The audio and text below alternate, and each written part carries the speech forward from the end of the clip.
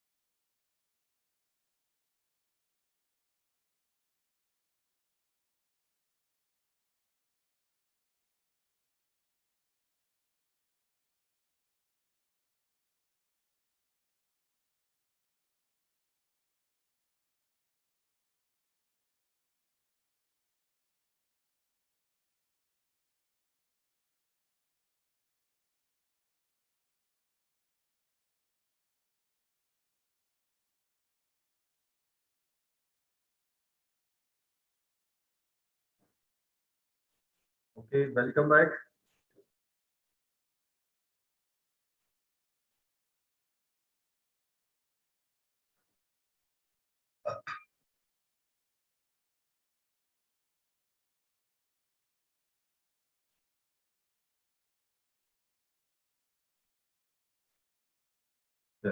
अब आ रही आवाज आ रही मेरी? Yes, sir, you're audible. Okay, तो आज हम लोग जैसे हमने spanning tree, minimum spanning tree Kruskal's method last time पर देखी थी, है ना? एल्गोरिथम मैंने उसका कोड भी पोस्ट कर दिया है आपके ग्रुप पे, और आज मैंने प्रिंस का भी कर दिया है पोस्ट, तो सोर्स कोड, ठीक है। अब हमको उसको थोड़ा सा बस प्रोग्राम को एग्जीक्यूट करके समझना है कि कैसे वो काम कर रहा है, ठीक है, वर्किंग क्या है उसकी, ठीक है। प्रिम्स और क्रिस्टल्स एल्गोरिथम होपफुली आप लोगों को याद होगी, क्लियर भी होगी कि कैसे बनाई थी हमने, कि कोई भी ग्राफ है, उस ग्राफ का आपको स्पानिंग ट्री बनाना है। स्पानिंग ट्री मीन्स सारी वर्टाइसेस कनेक्टेड रहे, हाँ, आपस में कनेक्टेड रहे विथ मिनिमम वेट, तो ये कहलाता है आपका मिनिमम स्पानिंग ट्री, ठीक है। तो दो एल्गोरिथम थी, प्रिम्स और क्रिस्टल्स। क्रिस्टल्स जो रहती है वो डिसकनेक्टेड फॉर्म में चलती है ना, जिसमें रेंडमली हम एजेस को, जो मिनिमम वेट वाली, उसको हम ड्रॉ करते जाते हैं और फाइनली आपका पूरा वो कनेक्ट हो जाता है, ठीक है। और प्रिम्स एल्गोरिथम में भी हम क्या करते हैं कि जो मिनिमम वेट वाली उनको कनेक्ट करते जाते हैं, बट वो कनेक्टेड चलता है ना। एक एज बनाई, फिर उससे कनेक्टेड ही हम दूसरी एज बनाते हैं, फिर उससे कनेक्टेड ही तीसरी एज बनाते हैं, ठीक है। तो बस ये कनेक्टेड जो हमने यूज किया है, बस उसका कुछ एडिशनल टास्क हमको उस प्रोग्राम में करना पड़ता है। अदरवाइज मोर मोर मतलब आपका जो ज्यादातर जो सेक्शन है ना, most of the part are the similar, ठीक है। बट बस एक छोटा सा एडिशनल हमको ये थोड़ा एफर्ट उसमें लगाने पड़ते हैं कि कनेक्टेड हमको चलना पड़ता है, तो उसके लिए कुछ डेटा हमको साथ में मेंटेन करके रखना पड़ता है, ठीक है। अब मैंने आपको जो बताया, तो हो सकता है कि कुछ कल्स का थोड़ा सा अप्रोच हमने अलग दिया हो, है ना। कोड लिखने का तरीका अलग हो सकता है हर जगह, बट लॉजिक वही रहता है, सेम।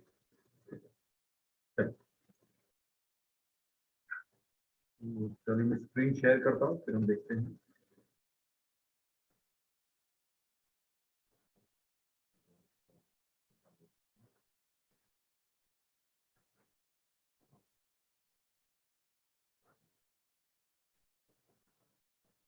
एक्चुअली ये सैंपल ग्राफ मैंने एक बनाया था, जिसका हम स्पानिंग ट्री प्रोग्राम के थ्रू देखेंगे कैसे बनेगा। तो हमने एक प्रोग्राम भी बना रखा है, ये प्रोग्राम है, इसको हम बाद में समझते हैं, पहले हम इसका रिजल्ट देखते हैं, आउटपुट देखते हैं, ठीक है। और आउटपुट मतलब कि हम इस पर्टिकुलर कोई ग्राफ है इसका स्पैनिंग ट्री बनाएंगे वहां पर, ठीक है, प्रोग्राम के थ्रू, है ना। अब चूंकि देखो इस तरह का डायग्राम तो हम प्रोग्राम के थ्रू नहीं बनाते हैं, तो हम इसको क्या करते हैं कि मैट्रिक्स के फॉर्म में, एडजेसेंसी मैट्रिक्स या एडजेसेंसी लिस्ट के फॉर्म में रिप्रेजेंट करते हैं, ठीक है। तो इस तरह की ग्राफ को कैसे रिप्रेजेंट करना है, इसको जस्ट मैंने रन किया, है ना। Number, inter number of vertices, तो हमारे ग्राफ में कितनी वर्टेक्स हैं, how many vertices are there, और 5 5 sir. है ना। तो हमने यहाँ पर 5 इंटर कर दिया, ठीक है। अब ये बता रहा है कि आपको इसकी एडजेसेंसी मैट्रिक्स यहाँ पर इंटर करना है, ठीक है। एडजेसेंसी मैट्रिक्स मतलब अब एक मैट्रिक्स जो 5 बाय 5 की मैट्रिक्स रहेगी, क्योंकि 5 वर्टेक्स है हमारे पास, ठीक है। तो 5 बाय 5 की मैट्रिक्स आपको बनाना है, जिसमें क्या रहेगा, जैसे ये ग्राफ है, सपोज मैं इसके पास में एक 5 बाय 5 की मैट्रिक्स, अच्छा ये तो पेंट ब्रश में हम कहीं और ओपन कर लेते हैं, एक्सेल वगैरह,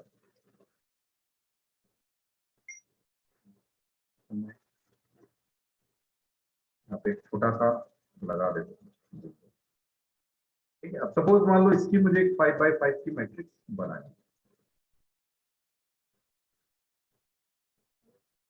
ठीक है। तो कैसे बनेगा, ये आपकी वर्टेक्स नंबर 1 2 3 4 और 5, ठीक है। और ऊपर भी क्या रहता है इसी तरह से 1 2 3 4 4 एंड 5, ये आपकी सभी वर्टेक्स आ जाएगी। छोटा कर लो,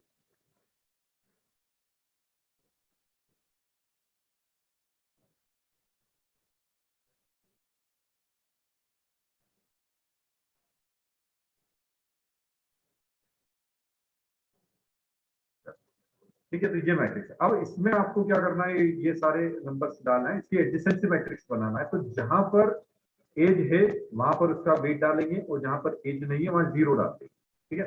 एडजेसेंसी मैट्रिक्स में 0 ही डलता है ना।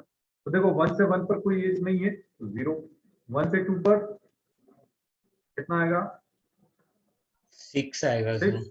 1 से 3 0 0, 1 से 4 12 12, 1 से 5 0 0, ठीक है।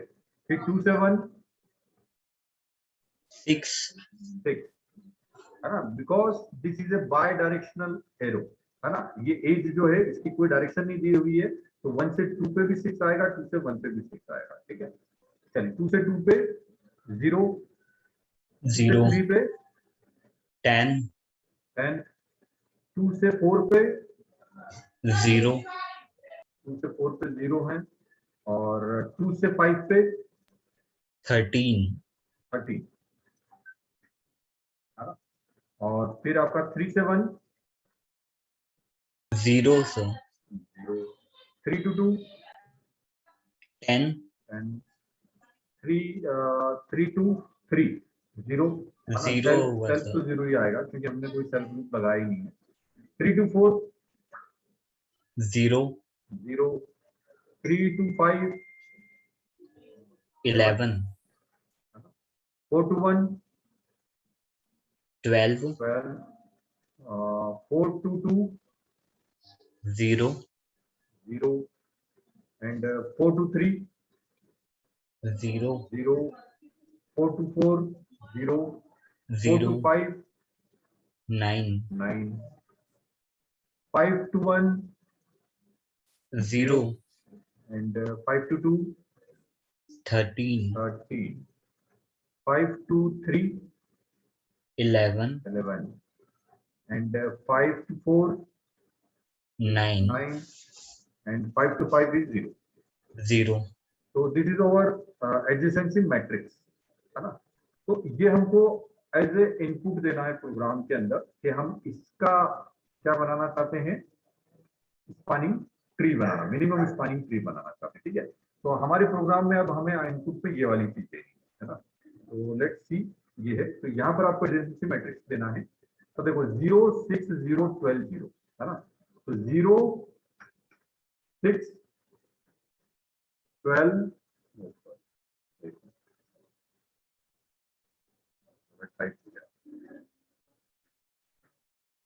0 6 12 0, ये थे नंबर 0 6 0 6 0 12। ठीक है, गलत हो रहा है।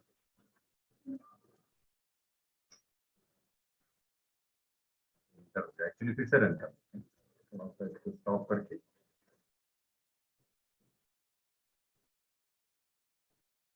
फाइव वर्टाइसेस थी हमारे पास में, है ना, और 0 6 0 12 0, है ना, तो 0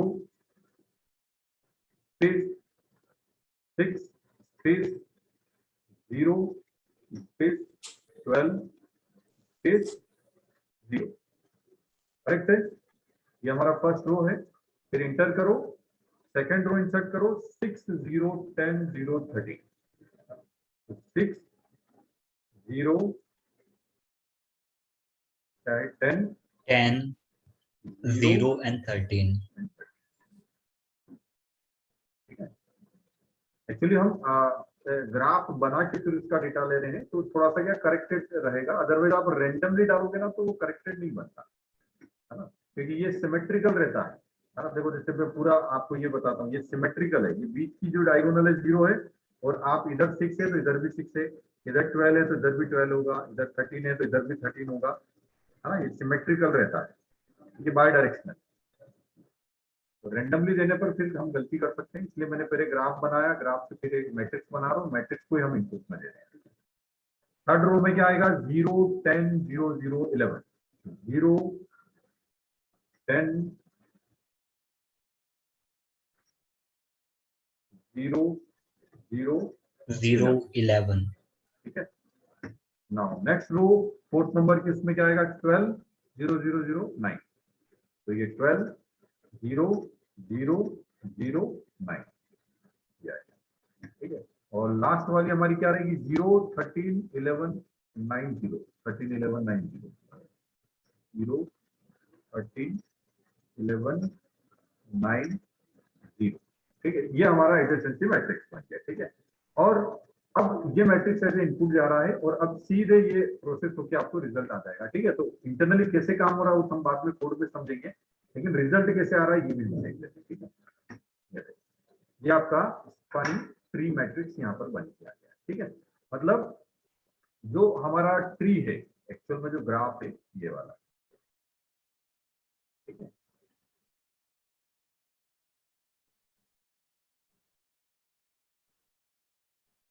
ये ग्राफ। ठीक है, अब इसमें आप देखना है आपको कि भाई कौन कौन सी एजेस इसकी स्पानिंग ट्री में आई, है ना।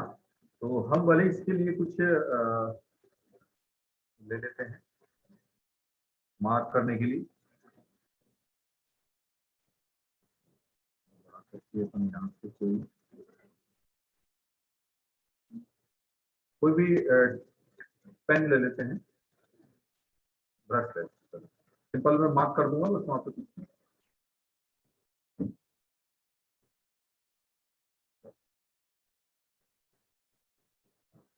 अब देखो, जिस जिसका वेट लिखा हुआ है जहां पर, है ना, वो वेट वाली जो वर्टेक्स है, एजेस है, वो आपकी स्पानिंग ट्री में रहेगी।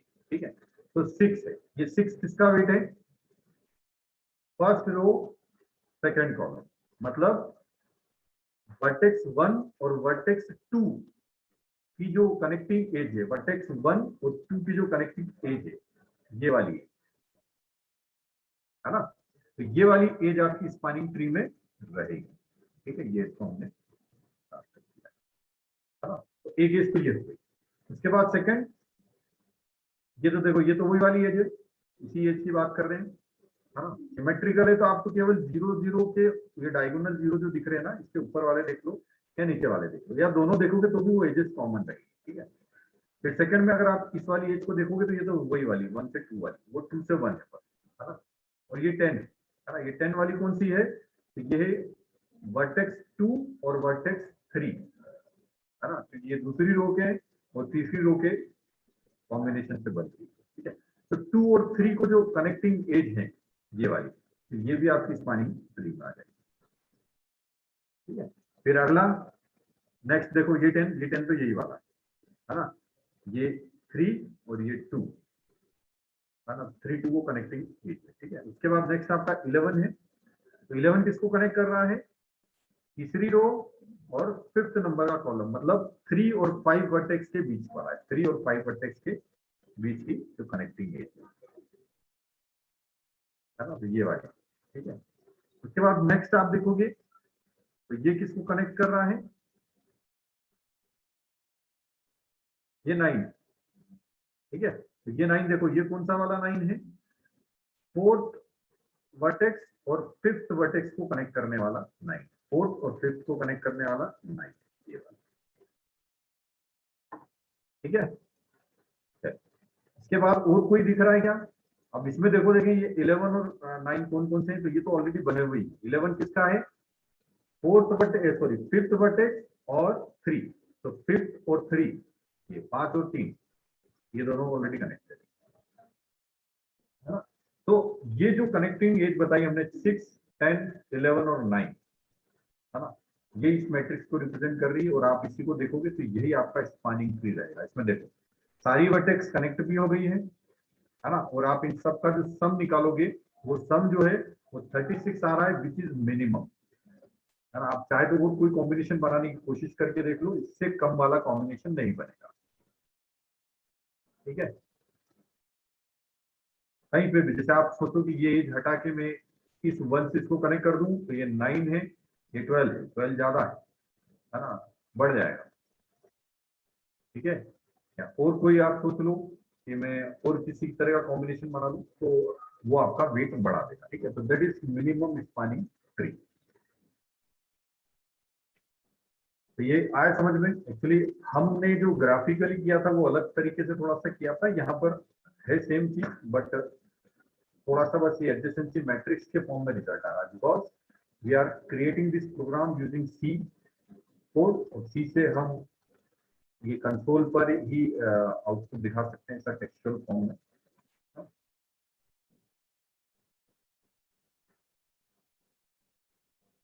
यहाँ तक क्लियर है। तो हम कोड देखें अब कैसे काम करेगा अंदर से, ठीक है। तो देखो मैं अब आपको फर्दर इसके कोड के बारे में बता रहा हूँ। तो एज यूजुअल जैसा हम हमेशा करते हैं कि मेन फंक्शन से चालू करते हैं, क्योंकि हर प्रोग्राम का एग्जीक्यूशन मेन से स्टार्ट होता है। तो पहले आप मेन को समझो कि मेन में कोड कैसे लिखा हुआ है।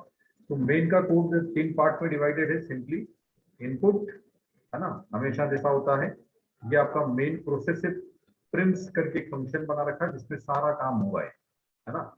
और ये सिंपली उसका आउटपुट है, ठीक है। मतलब ये जो रिजल्ट हमने दिखाया था, तो ये इनपुट लेने का काम और ये रिजल्ट को प्रिंट करने का काम मेन में हो रहा है।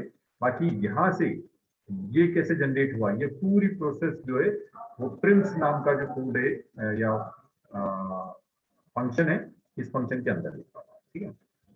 तो इनपुट में कैसे लिया, एंटर नंबर ऑफ वर्टेक्सेस, के वर्टेक्स कितनी है आपके ग्राफ में, वो आपको इनपुट देना है। तो वर्टेक्स आपने बता दी एन के अंदर, ठीक है।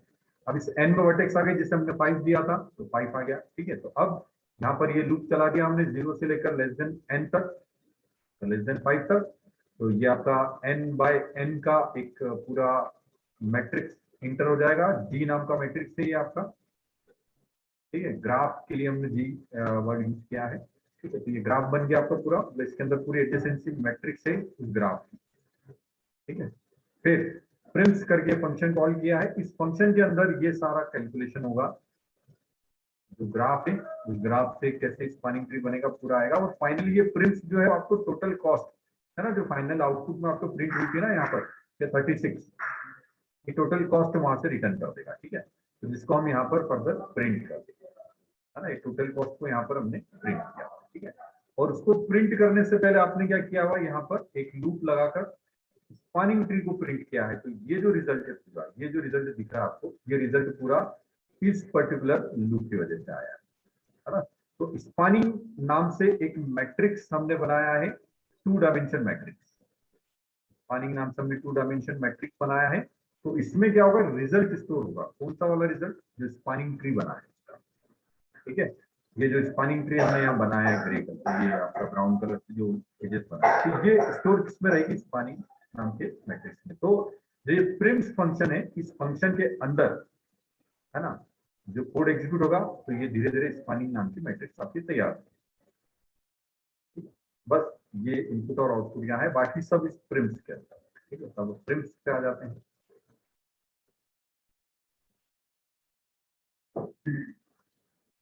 सर यहाँ कोई क्वेश्चन है क्या मेन फंक्शन के अंदर, किसी का कोई डाउट है क्या?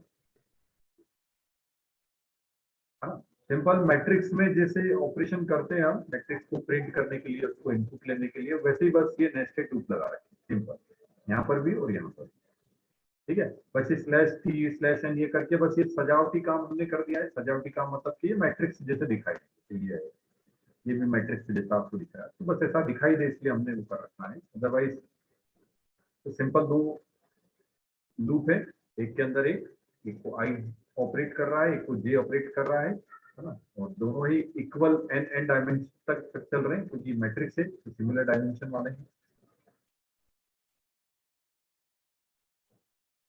अब जो प्रिम्स एल्गोरिथम है, प्रिम्स एल्गोरिथम के अंदर हमने क्या किया, ठीक है, तो देखो यहाँ पर हम सबसे पहले देखना, तो सबसे पहला स्टेप हमारा जो है ये जो लूप आपको दिखाई दे रहा है, ठीक है, तो हमारे पास एक एडजेसेंसी मैट्रिक्स है ना, हमारे पास क्या है, एक एडजेसेंसी मैट्रिक्स है ग्राफ जी के नाम, ये जी जो हमने बनाया था ना यहाँ पे, तो ये ग्राफ का मैट्रिक्स है, ठीक है।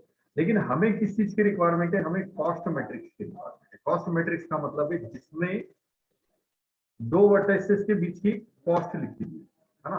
वैसे तो ऑलमोस्ट हर जगह कॉस्ट की लिखी हुई है, लेकिन बस एक जगह हमारा थोड़ा गड़बड़ है, ये जीरो है ना, क्योंकि जहां जीरो लिखा है 3 to 1 या 1 to 3 के बीच में कॉस्ट जीरो नहीं है, बेसिकली वो इनफाइनाइट है ना, क्योंकि एडजेसेंसी मैट्रिक्स में हम क्या करते हैं, जहां पर एज नहीं है वहां जीरो लिख देते हैं, ठीक है। बट कॉस्ट मैट्रिक्स में जहां पर एज नहीं है वहां पर आपको इनफाइनाइट लिखना पड़ेगा, कि जिसके बीच में एज है ही नहीं, उन दो वर्टाइसेस के बीच में आपको ट्रेवल करने के लिए आपको इनफाइनाइट चलना पड़ेगा, अनडिफाइंड चलना पड़ेगा, मतलब हमें पता ही नहीं कि इनके बीच में कुछ है कि नहीं है।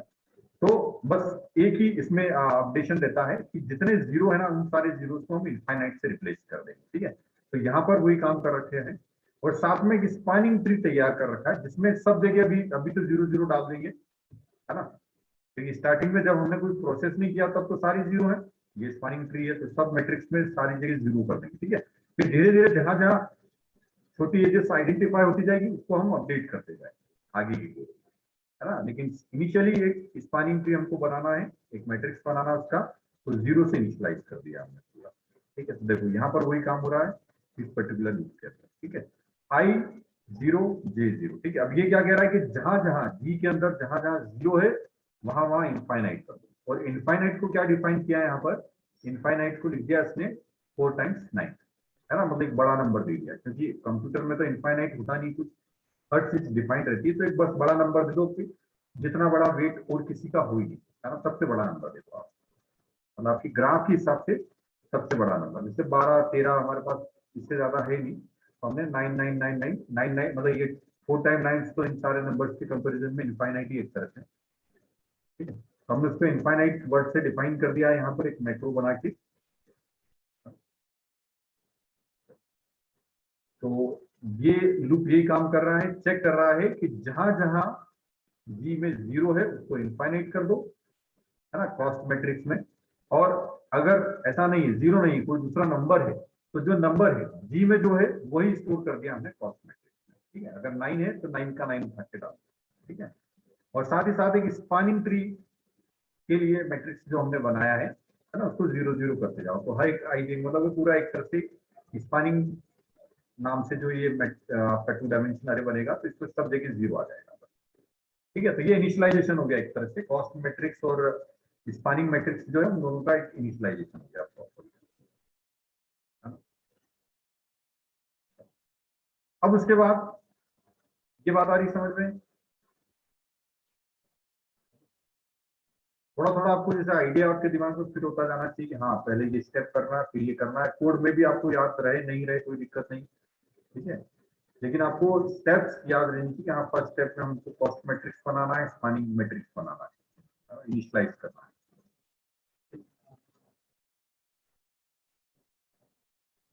अब उसके बाद दो अरे और हमने लिए, डिस्टेंस करके और विजिटेड करके, ठीक है। डिस्टेंस में हम नॉर्मली क्या करेंगे कि मतलब डिस्टेंस जैसे जैसे आपके स्पैनिंग ट्री में एजेस ऐड होती जाएगी, है ना, जैसे 1 से 2 की एज ऐड हो गई तो वो डिस्टेंस मैट्रिक्स में उसकी डिस्टेंस लिखा जाएगी, है ना, शॉर्टेस्ट वाली डिस्टेंस आ जाएगी वहां पर कि ए से 2 के बीच की डिस्टेंस इतनी, ठीक है। ये भी हम अपडेट करेंगे, अभी देखो यहाँ से ये लूप चलेगा तो इससे सारी चीज अपडेट होगी, ठीक है। तो इनिशियली हमने उसको 0 लिख दिया ताकि इसकी सारी वैल्यू 0 आ जाए, है ना, मतलब ये इनिशियली मतलब फर्स्ट वैल्यू 0 आ जाए इसके अंदर, ठीक है। अब इसको डिस्टेंस मैट्रिक्स को भी ऊपर डिफाइन किया है, इसकी साइज भी बता रखी कितनी है, कहाँ चला गया, ये लिखा, ये रहा, ठीक है। तो उसकी साइज कितनी है, मैक्स, मैक्स मतलब ये 20 साइज हमने दे दिया है। 20 बेसिकली हमने यहाँ पर एक डिफाइन कर रखा है कि हम मैक्सिमम इस प्रोग्राम के थ्रू 20 वर्टेक्स वाला ग्राफ ही हैंडल करेंगे, है ना। कोई दिक्कत नहीं, आप बड़ा करना चाहते हो तो या नंबर बढ़ा दो, 20 की जगह 40 कर दो तो 40 वर्टेक्स वाला हो जाएगा, ठीक है। तो मैक्स मतलब ये साइज, इतना बड़ा ग्राफ हम हैंडल करेंगे, ठीक है। तो उतना ही हमने डिस्टेंस का मैट्रिक्स कर लिया है ना। तो उसके जो फर्स्ट एलिमेंट को हमने 0 कर दिया है, स्टार्टिंग हमने 0 कर दी, ठीक है। ऐसे ही एक विजिटेड है ना, तो विजिटेड यहाँ पर एडिशनल इसलिए लेना पड़ रहा है ताकि हमारा कनेक्टेड चले। तो ये विजिटेड वाला ही आपको क्या बताएगा कि कौन कौन सी वर्टेक्स आपकी विजिट हो चुकी है, ताकि डबल अगर कभी वो आ जाए तो हम उसको आगे प्रोसेस नहीं करें, है ना। जब हमने इसको सॉल्व किया था तब भी हमने देखा था कि अगर एक वर्टेक्स से हम दूसरी वर्टेक्स पे जा रहे हैं, वो ऑलरेडी विजिटेड है, तो हम फिर वहां पर मतलब क्लोज लूप वाला जो कंसेप्ट रहता है वो ये विजिटेड से हुआ, क्योंकि अगर आप एक वर्टेक्स से विजिट होके जा चुके हो और वापस उस विजिटेड पे आ रहे हो, उसका मतलब आपका क्लोज साइकिल बन रहा है और वो हमको नहीं बनने देना, ठीक है। तो साइकिल बना मतलब ट्री नहीं रहेगा, ठीक है। तो ये जो अरे है ये हमें इस चीज में हेल्प करेगा कि आपका कोई क्लोज साइकिल नहीं बने, है ना, ये हमें इस चीज को हेल्प करेगा, ठीक है। तो देखते हैं इसका कहाँ यूज होगा। तो फिलहाल हम इसमें 1 कर देंगे, 1 मतलब क्योंकि हम पहली वर्टेक्स को सोर्स मान रहे हैं तो वहां से स्टार्ट करेंगे, तो हमने उसको उसमें ऐड कर दिया कि फर्स्ट इंडेक्स पे 0 मतलब फर्स्ट इंडेक्स पे हमने 1 लिख दिया, है ना, कि 1 नंबर की वर्टेक्स आपकी विजिट हो चुकी। फिर उसके बाद जो जो विजिट होती जाएगी उसको हम ऐड करते जाएंगे, ठीक है। फिर उसके बाद यहाँ पर फॉर i इक्वल्स टू 1 से शुरू करना है और i is less than n तक ये लूप चलाना है। और ये क्या करेगा, आपका डिस्टेंस मैट्रिक्स, विजिटेड मैट्रिक्स और एक फ्रॉम मतलब कहां से शुरू हो रही है लूप, तो उन तीनों को ये अपडेट करेगा, ठीक है। तो डिस्टेंस को अपडेट करने के लिए हम कॉस्ट मैट्रिक्स में हमारे पास सारी एंट्री है, तो कॉस्ट मैट्रिक्स से उठा लेगा ये, आई की वैल्यू जैसे जैसे बढ़ती जाएगी वैसे वैसे कॉस्ट मैट्रिक्स से ये सारी डिस्टेंस उठा लेगा, ठीक है। तो एक ही रो, फर्स्ट रो से ही सब कुछ मिल जाएगा, क्योंकि फर्स्ट रो में क्या है, ये 1 से 2 पे क्या है, 1 से 3 पे क्या है, 1 से 4 पे क्या है, ऐसे पूरा लिखा हुआ है, ठीक है। तो एक एक करके इसका और विजिटेड में आई 0 मतलब आई जैसे 0 इंडेक्स पे तो हमने 1 डाल दिया, ठीक है। बाकी किसी पे कोई गार्बेज तो नहीं रखा हुआ, इसलिए हमने क्या कर दिया, इसको लूप में डाल के 0 कर दिया, क्योंकि सी प्लस प्लस में या सी में गार्बेज का कॉन्सेप्ट होता है। कोई भी आप मैट्रिक्स लेते हो तो सीधे वो आपको पूरा मैट्रिक्स जो है वो ब्लैंक या 0 नहीं मिलता है ना, उसको कुछ ना कुछ वैल्यू रहती है प्रीवियस, ठीक है। हाँ, जावा में या और किसी लैंग्वेज में जाओगे हाई लेवल लैंग्वेज के अंदर तो उनमें ऑटोमेटिकली उन्हें बाय डिफॉल्ट 0 कर दिया है, लेकिन क्योंकि ये सी प्लस प्लस का प्रोग्राम है तो इसमें आपको 0 करना पड़ेगा, अदरवाइज वहां कुछ एंट्री हो जाएगी ऑलरेडी। तो ये भी एक तरह का इनिशियलाइजेशन है, डिस्टेंस, विजिटेड और फ्रॉम करके जो मैट्रिक्स है या हम कहिए अरे हैं उनके लिए, ठीक है। ये फ्रॉम जो है ये हमने काय के लिए लिया हुआ क्योंकि हमको कनेक्टेड फॉर्म में चलना है ना। तो कनेक्टेड फॉर्म में चलने के लिए ये आपको बताता जाएगा कि आप कहाँ से कहाँ तक पहुंच चुके हो, अब आगे आपको कहाँ जाना है ना, मतलब जितने हो चुके हैं, ठीक है। कि मतलब जैसे देखो आपने फर्स्ट वर्टेक्स माना है 1, जहां से स्टार्ट करना है, तो 1 हमारा क्या हो जाएगा, फ्रॉम अरे के अंदर एलिमेंट हो जाएगा, ठीक है। कि कहां से हमको आगे बढ़ना है, तो 1 से, फ्रॉम 1, है ना। 1 से 2 की एज बन गई सपोज मान लो, ठीक है। तो फ्रॉम में क्या होगा कि 2 की एंट्री हो जाएगी, ठीक है। मतलब फ्रॉम आपको क्या बताएगा कि अब कहां से आगे बढ़ना है, तो फ्रॉम 2, है ना, 2 से आपको आगे बढ़ना है।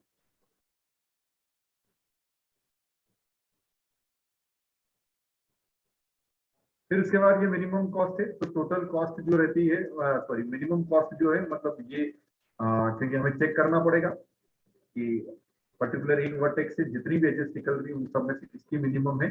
तो उसके लिए वेरिएबल लिया है जिसको इनिशियली हमने 0 इनिशियलाइज कर दिया, बट ये आगे जाके अभी इनफाइनाइट हो जाएगा। अभी हम देखते हैं कॉस्ट को अपडेट करेंगे लास्ट में जाके। तो ये कॉस्ट है आपका फिर नंबर ऑफ एजेस। तो हमें ये पता है कि अगर आपके पास कोई भी ग्राफ है जिसमें 5 वर्टेक्स है तो स्पैनिंग ट्री में नंबर ऑफ एजेस कितनी आ जाएगी? 4। 1 2 3 4। ठीक है, हमेशा कोई भी ग्राफ है उसका स्पैनिंग ट्री जब बना रहे हो तो उससे एक कम एज रहेगी, ये मैंने पहले ही बताया था। तो हमने n-1 कर दिया। ठीक है, तो जैसे जैसे क्या होता जाएगा एक एक एज आपकी स्पैनिंग ट्री में आती जाएगी तो हम इसको कम करते जाएंगे, है ना, ताकि ऑटोमेटिकली ये लूप चला रखा हमने। देखो कि भाई जब तक इसकी वैल्यू 0 से ज्यादा है तब तक वो स्पैनिंग ट्री में एजेस को ऐड करता जाएगा। जैसे ही नंबर ऑफ एजेस की वैल्यू 0 हो जाएगी तो हम स्पैनिंग ट्री में ऐड करना बंद कर देंगे। मतलब आपकी स्पैनिंग ट्री में अब n-1 एजेस आ चुकी है, अब उसके बाद उसमें और एजेस नहीं आ सकते, है ना। ये लूप आपका चलेगा। ठीक है, अब ये हर लूप, ये जो लूप है आपका वाइल लूप, ये मेन कंपोनेंट है इसका, जो क्या करेगा हर बार एक एज को आइडेंटिफाई करेगा कि ये मिनिमम वेट वाली है, कनेक्टेड भी है ना, ये मिनिमम वेट वाली है। ठीक है, और इसको लगाने पे कोई लूप भी नहीं बन रहा है, ये सब चेकिंग इसके अंदर होगी। ठीक है, कोई लूप भी नहीं बन रहा है, और ये एज आपकी इसमें जो एक हमने ये विजिटेड डिस्टेंस ये सब लिया है ना, इन सबको अपडेट कर देगा। ठीक है, ये एज आपके लिस्ट में आ गई। तो बस इसी में ये हो रहा है। तो देखो यहाँ पर हर एक क्या ऊपर मैंने कमेंट मतलब हमने कमेंट ऐड किया हुआ है, find the vertex at minimum distance from the tree, है ना। मतलब जो स्टार्टिंग नोड है आपका, जैसे हमने 1 को स्टार्टिंग नोड मान लिया, तो 1 से जितनी भी एजेस जाने वाली उनमें से सबसे मिनिमम डिस्टेंस आपको आइडेंटिफाई करना है। ठीक है, तो इनिशियली हमने कर दिया कि मिनिमम डिस्टेंस जो है इनफाइनाइट, है ना। हमें नहीं पता अभी कौन सा मिनिमम वाला है, तो हमने बोल दिया कि इनफाइनाइट है मिनिमम डिस्टेंस। अब जिसकी भी इससे कम होगी, है ना, उसको हम ऐड कर देंगे, है ना, उससे अपडेट कर देंगे मिनिमम डिस्टेंस। तो ये लूप वही काम कर रहा है कि यहाँ पर चेक क्या कर रहे हैं, देखो कि विजिटेड में 0 होना चाहिए, है ना, मतलब वो आई नंबर की एज जो है वो 0 होना चाहिए, मतलब विजिटेड तो नहीं पहले से। अगर विजिटेड होगा तो ये फॉल्स हो जाएगा, तो कोई ऑपरेशन नहीं होगा, ये लूप पूरा खाली चला जाएगा। फिर अगले के लिए आएंगे, है ना, अगली वैल्यू के लिए आएंगे फिर। ठीक है, क्योंकि वो विजिटेड है, विजिटेड को हमको स्किप कर देना। लेकिन अगर विजिटेड में 0 है, इट मींस आई जो भी वैल्यू है आपकी 1 2 3, तो मतलब वो वर्टेक्स आपकी विजिटेड नहीं है। ठीक है, अगर नहीं है तो हम इसकी डिस्टेंस देखें कि आई की डिस्टेंस जो है, डिस्टेंस मतलब 0, मतलब पहले वर्टेक्स से जो नेक्स्ट वर्टेक्स है जिसको हम लेना चाहते हैं, क्योंकि देखो पहली बार में तो आई 1 रहेगा, लेकिन उसके बाद 2 हो जाएगा, तो 2, है ना, तो 2 की 1 से 2 की जो डिस्टेंस है उसको हम चेक कर रहे हैं, है ना? क्या वो मिनिमम डिस्टेंस, मतलब जो हमने इनिशियली इनफाइनाइट बोल दिया, इनफाइनाइट से कम है क्या? ठीक है, तो अगर कम है तो वो डिस्टेंस अपडेट हो जाएगी, मिनिमम डिस्टेंस चेंज हो जाएगी, जो डिस्टेंस में है वो मिनिमम हो जाएगी। ठीक है, तो अगली बार जब आएगा तब ये देखेगा कि जो अब मिनिमम डिस्टेंस में है वो नई जो डिस्टेंस आपकी मिल रही है अगले नोड की, है ना, 1 से जो कनेक्टेड अगला नोड है, क्या उससे मिनिमम है क्या, है ना। तो मतलब ये लॉजिक क्या कर रहा है कि एक किसी वर्टेक्स से कनेक्टेड जितनी एजेस है उन सब में से जो मिनिमम है उसको ढूंढ के ले आएगा, उस वर्टेक्स का आईडी वी में आ जाएगा, और उस वर्टेक्स की कितनी डिस्टेंस है, कितना वेट है उसका, वो मिनिमम डिस्टेंस में आ जाएगा। ठीक है, तो ये दोनों चीज आपको मिल जाएगी, है ना, आपका आइडेंटिफिकेशन हो जाएगा कि कौन सी वर्टेक्स इससे आगे है जो मिनिमम वेट से कनेक्टेड है और उसका वेट है कितना। ठीक है, तो अब हम फ्रॉम में से वैल्यू उठा के यू में डाल देंगे। यू मतलब हमारा वो वर्टेक्स होगा इसलिए, है ना, तो ये स्पैनिंग ट्री हमको बनाना है। ठीक है, अब उस पर्टिकुलर एज को, है ना, उस पर्टिकुलर एज को आपको क्या करना है, स्पैनिंग ट्री में ऐड करना है विद देयर वेट, है ना, उसका डिस्टेंस। ठीक है, तो हमने स्पैनिंग ट्री में यूवी का मतलब है कि बी से कनेक्टेड यू, तो फ्रॉम दे देगा, है ना, और बी हमने यहाँ निकाल ही लिया है, आइडेंटिफाई कर ही लिया है। ठीक है, तो यू बी दोनों में कुछ वैल्यू रहेगी, है ना, वर्टेक्स 1 2 हो सकता है, 2 3 हो सकता है, तो बस इसको डिस्टेंस हमने डाला। हाँ, 2 बार इसलिए लिखा हुआ है कि यू बी की भी डिस्टेंस वही रहेगी और बी यू की भी वही रहेगी, तो दोनों अपडेट होना चाहिए। तो आप रिजल्ट में देखते हो ना इसको, यहाँ पर भी 10 आ रहा है ना, और यहाँ पर भी 10 आ रहा है, यहाँ पे भी 6 है, यहाँ पर, ठीक है। तो ये इसी की वजह से डबल डबल किया हुआ है, बाई डायरेक्शनल इसलिए दोनों बार लिखा हुआ है ना, ये प्रोग्राम पूरा बाई डायरेक्शनल के लिए बना हुआ है, ठीक है। और नंबर ऑफ एजेस को माइनस कर लो, मतलब ये यहाँ पर क्या हो रहा है कि आपको पूरा काम हो जाएगा, फर्स्ट एक पहली एज को ऐड करने का काम हो जाएगा, फिर दूसरी बार में दूसरी एज को ऐड करने का काम हो जाएगा, तो ये number of edges minus minus हो जाएगा, ठीक है। और देखो विजिटेड में आपने जो वर्टेक्स हो चुकी है, जिसमें कनेक्ट हो चुकी है, उसका अब हमने अपडेट करके 1 कर दिया। पहले देखो इसको इनिशियली 0 किया था, है ना, कहाँ है विजिटेड वाला, यहाँ तो हमने चेक किया उसका अगर 0 है तो 0 से फिर हमने उसको 1 कर दिया।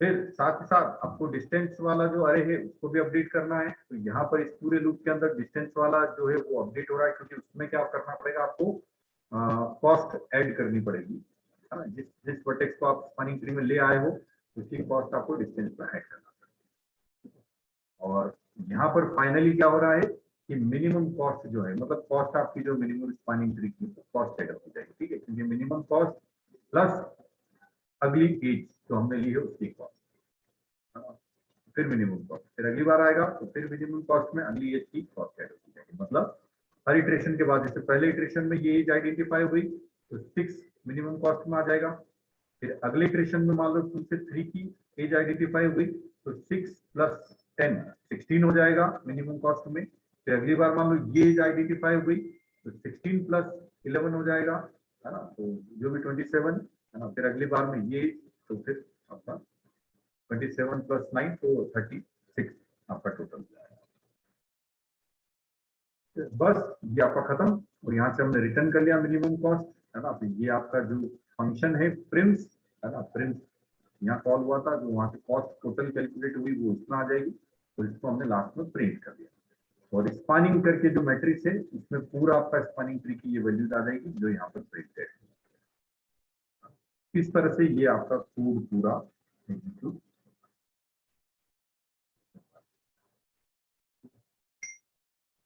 अगेन वही इसमें रहता है लॉजिक कि भाई अगर आपको पूरा एग्जैक्टली डेप्थ में समझना है तो अभी तो मैंने थोड़ी आपको बताया है वर्बली, अगर डेप्थ में समझना है तो आपको एक एक प्रोसेस को स्टेप्स को एग्जीक्यूट करते जाना पड़ेगा, और इस तरह के ग्राफ में देखता जाना पड़ेगा कि भाई हाँ क्या हो रहा है ना, कौन सी स्टेप से क्या हो रहा है, साथ में जो जो मैट्रिक्स है वो बनाने पड़ेंगे साइड में, है ना, और उन मैट्रिक्स में डेटा डालते हुए जाना पड़ेगा, मैट्रिक्स है या अरे है डालते हुए जाना पड़ेगा, और देखना पड़ेगा कैसे प्रोसेस चल रहा है, तो एग्जैक्टली हमको समझ में आएगा कि हाँ एग्जैक्टली प्रोसेस आपकी कैसे फॉलो,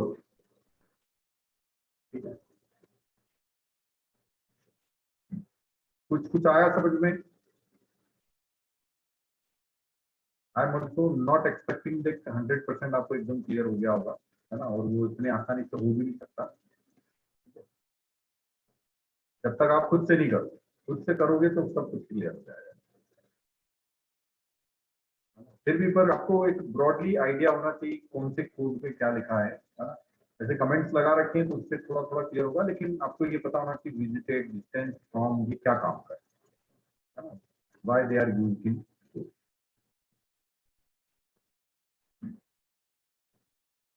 कोई क्वेश्चन है किसी का? फटाफट पूछे, अदरवाइज डिस्कनेक्ट हो रहा है ये। सर यहाँ पे मैक्स 20 करा हुआ है डिफाइन, तो 20 हाँ। से ऊपर नहीं हो सकती क्या? कर सकते हो ना, आप इसको 40 कर दो, ये हो गया। Yes sir.